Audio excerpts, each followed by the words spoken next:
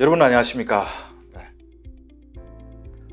오늘 시간 지난 시간에 연평도 포사격의 그 진실에 대해서 북한 쪽 참가했던 부대 성원으로서 증언해줬던 반대님을 다시 모시고 방송 진행하겠습니다. 반대님은 올해 봄에 한국으로 오신 전직 북한군 특수부대 출신입니다. 그리고 한국에 오자마자 반디의 혼이라는 유튜브를 운영하고 있습니다. 여기서 북한 군에 대한 이야기 앞으로 많이 할 예정이라니까 많이 찾아주시면 감사하겠습니다. 자, 그래서 실명을 밝힐 수 없고 선글라스를 끼고 나오신 점을 양해 부탁드립니다. 자, 오늘 시간에는 우리 반디님이 근무하신 특수부대에 대해서 이야기해 볼 텐데요. 이 부대는 기존에 우리가 알고 있던 특수부대와 전혀 다른 새롭게 만들어진 부대로서 한국 국방부도 자세한 내막에 대해서 몰랐던 부대라고 합니다.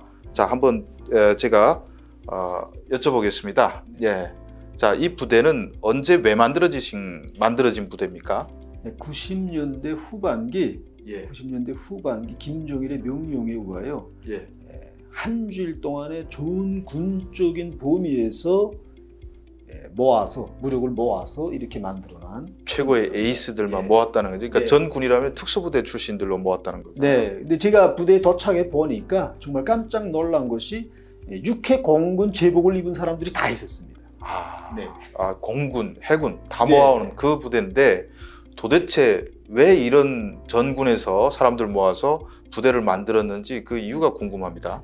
당시는 최고 사령관의 마지막 작전 예비대다, 혹은 네. 안개 속에 묻어놓는 부대다, 네. 혹은 무쇠 주먹이다 예. 라는 그런 우리에게 표칭을 주었는데요. 예. 누구도 모르게 봉쇄된 조건에서 그런 조건을 만들어 놓고 비밀염수가 첫째고, 또 전선의 공격과 방어에서 최고 사령관이 작전적 의도를 실현할 수 있는 그런 무쇠 주먹과 같은 타격력을 가진 그런 부대로 만들라라는 목적으로 타격력이라고 하면 기존에도 특수부대들이 쭉 네. 있었지 않습니까? 네.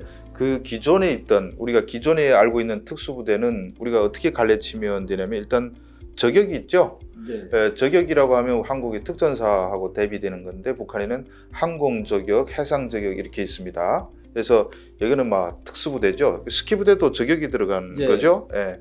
그리고 각 군단 산하에 경보병 부대들이 있습니다. 이거는 뭐 막 걸어다니면서 이거 특수부대입니다. 그리고 정찰 부대들, 이건 연대 산하들 다 있는 거죠. 이런 부대하고 달리 예. 지금 복무하신 부대는 어떤 특성이 있다고 보세요? 말하자면 당시 네. 북한은 서부대전, 네.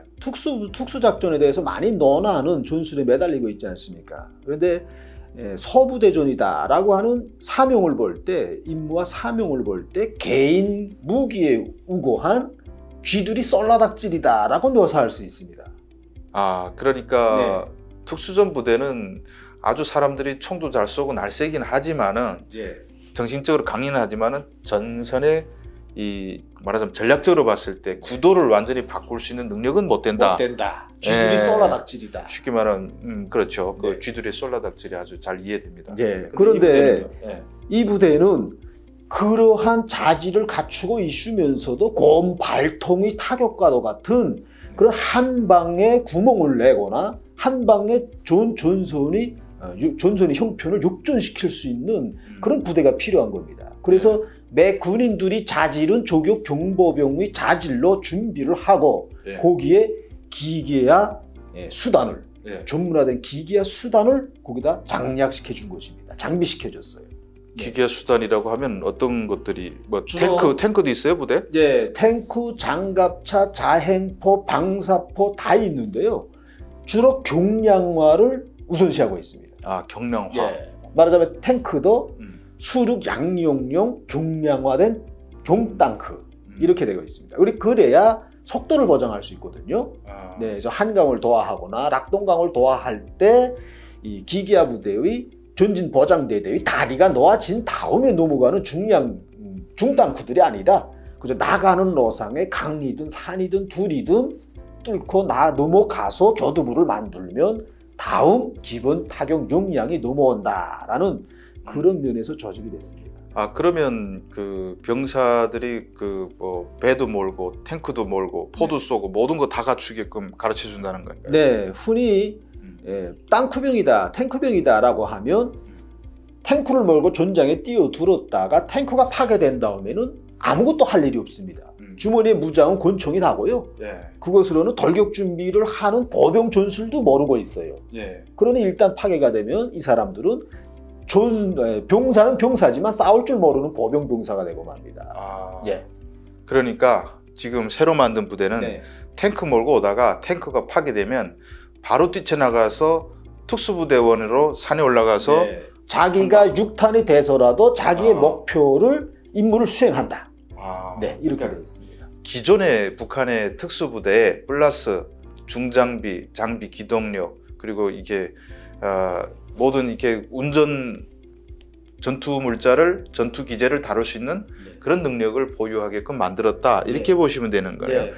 그러면 기동을 중시한다는 점에서 봤을 때 제가 판단할 때는 미군의 스트라이커 여단을 본따서 북한에서 만든 거 아니냐 이런 생각이 들거든요. 네, 맞습니다. 그러니까 북한은 경제적 사정으로 인해서 싸움은 행군으로 끝나고 행군으로 시작되고 행군으로 끝난다라는 아직 구태의연한 그런 고전 싸움법에 매달리고 있는데 실제로 행군으로 전장에 진입하지 차 타고 진입하는 그런 전투원들이 없습니다. 아, 네. 그러니까 여러분 지금 새롭게 만든 특수부대를 다시 한번 정의하면 북한이 기존 가지고 있던 저격이나 경보병은 이 배낭 하나에다 총 메고 막 들어와 가지고 전쟁을 한다는 뒤 배후를 치고 이것만 배웠는데 이분이 있던 이 특수부대는 탱크도 타고 나오고 장갑차 타고 나오고 닥친대 타고 나오다가 그러다가 그게 고장 나면 그러면 주변에 있는 막 승용차 갈아타고 나오고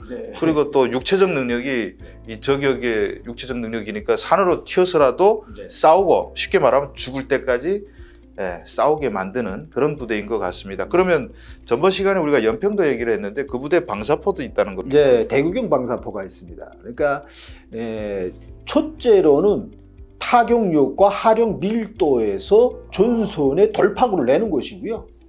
돌파구를 낸 다음에 그 구멍으로 말하자면 쐐기를 치듯이 급진 쪽으로 쐐기를 쳐서 전선에 구멍을 내며 나가는 겁니다. 아, 그러니까 같은 부대 안에 포병도 있고 탱크병도 쉽게 말하면 이렇게 전선이 대치하고 있을 때 이거를 하나 들이밀면 그냥 아예 쐐기 받고 쫙 나가는데 여기 사람들은 특수부대의 이 전투력과 동시에 탱크병도 될 수 있고 필요에 따라서 해군도 될 수 있고 모든 걸 다 겸해가지고 포병도 될 수 있고 이런 부대를 투입하게 되면 참 무섭긴 하겠네요. 그러면 적어도 그런데 그런 부대를 운영하려면 사이즈가 좀 커야 되지 않겠어요? 예, 중군단급이라고 할 수 있는데요. 중군단. 예, 그러니까 사단보다는 크고 사요단보다는 크고 군단보다는 작다라고 했는데 무력상으로 볼 때는 사단급이 갖다 대질 못합니다. 예, 일반 북한군 사단의 장비 수준을 보면 사단급의 땅크 대대가 한 개 있어요. 예, 그런데 이 부대는 연대급의 땅크 대대, 장갑차 대대, 자동차 대대, 전진보장대대 다 있는 겁니다. 그렇죠. 완전히 기계화로 무장하면서 무장한 특수부대다. 한 3만 명 되겠네요. 그러면. 예, 3만 명 규모인데 3만 명이 나올 때는 땅크 100대를 타고 나온다면 이것이 파괴됐다라고 하면 3만 명이 쥐가 생기는 겁니다. 네, 이렇게. 그러니까 적진에 들어왔다가 탱크가 파괴되면 기존 탱크 병들은 포로가 되는데 이 사람들은 그냥 특수부대원 돼서 막 또 이거 잡으려고 또 혼란이 조성되겠네요. 여러분, 이런 그 특수부대 양상은 우리 국방부도 아직 물론 부대가 있다는 걸 알고는 있을 것이지만 이렇게 북한에서 특수부대를 새로운 방식으로 운영하고 있다는 점은 우리가 알지 못하고 있습니다. 자, 그러면 시간상 우리가 길게는 얘기하지 못하겠고 다른 얘기는 다음 시간 또 할 건데 궁금한 거 있습니다. 저는 북한에서 군대에 갔다 오신 분들 꼭 자꾸 물어보는 거 있습니다. 사람이 제일 중요한 게 먹고 사는 거 아니겠습니까? 자, 그런 부대는 좀 이렇게 좀 배고픈 걱정은 안 하고 사셨나요? 군대는 다 같은 군대입니다. 30명이나 300명쯤 되면 특급 대접을 받을지 모르겠는데 3만 명이 아닙니까? 그러니까 공급 규정량에 있는 규정에는 한 킬로 백미밥으로 되어 있습니다. 쌀 1kg 하루. 하루 고기 500g, 뭐 기름 네. 200g 다 있습니다. 네. 식당에 가면 그게 다 붙어 있고. 근데 실제는요? 실제로는 와르레기밥을 먹습니다. 와르레기밥. 와르레기밥 이게 잘 알려지지 않은 소리인데 어떤 밥입니까? 와르레기밥이란 공급 규정량 1kg, 일반 생활 때 규정량 800g이라고 하면 이것저것 다 떼고 한 570g이 차려지는데 이 570g을 곧곡식으로 환산하는 겁니다. 곧곡식. 강내 옥수수 쌀로 570g이 아니라 네. 옥수수 알로 570g입니다. 그러니까 가공되지 않은 네. 나달이다. 이걸 이제 기계에다 넣고 빗자루로 바닥에서 뽁뽁 쑤러서 기계에다 넣으면 돌, 모래 다 들어갑니다. 이걸 이제 일단 기계로 와루레기를 만들면 먹자면 선별해야 될 거 아니에요. 가루는 가루대로, 쌀은 쌀대로, 껍질, 눈, 돌 다 선별을 하면 가루나 껍질이나 이거는 사실 사람이 먹지 못하는 거로 되어 있습니다. 그거 다 뭐 예. 결국은 어쨌든 그러면 그 쌀을 60%밖에 안 되는 거로 하면 식량을 못 보장하거든요. 배고프다는 거지. 엄청 배고프다는 거지. 와르레기를 그대로 해서 밥을 먹어. 북한의 최정예 특수부대도 배고프다는 소리잖아요. 기름은 좀 몇 숟갈이었나요? 기름 훈련 중에 훈련 기간이면 한 숟갈씩. 기름 한 숟갈 먹고. 그러면 저 부업도 해요? 네, 부업. 1년 12개월 치고 2개월분 식량은 핵곡식에 나오는 감자철, 북강내철에 자체로 보장하게 됐습니다. 그 이민군대가 원래 그런 규정이 2000년도부터 새로 나왔는데 생겨났습니다. 그런데 특수부대도 농사지어요? 가서? 맞습니다. 네. 콩농사도 자체로 지어 먹어야 하고요.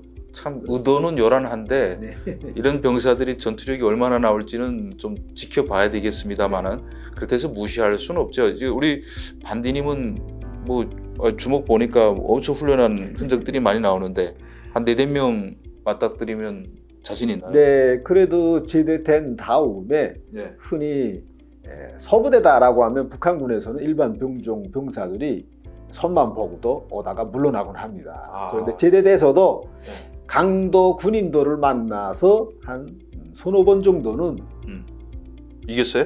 저를 건사하고 유유히 가는. 그 많을 때는 몇 명까지? 4명까지 해봤고요. 북한군 그래도 병사인데 4명은 그냥 가볍게 제압하고 집으로 갔다는 정도의 전투력을 아직도 가지고 있다고 합니다.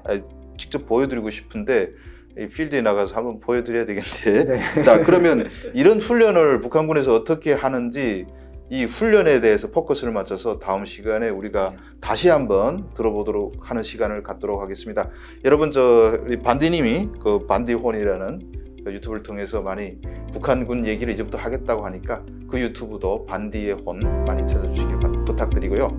다음 시간 기대해 주십시오. 북한군 특수부대 훈련에 포커스를 맞춰가지고 다시 대담을 하도록 하겠습니다. 여러분, 오늘 시간 지금까지 들어주셔서 정말 감사드립니다. 예, 감사드립니다.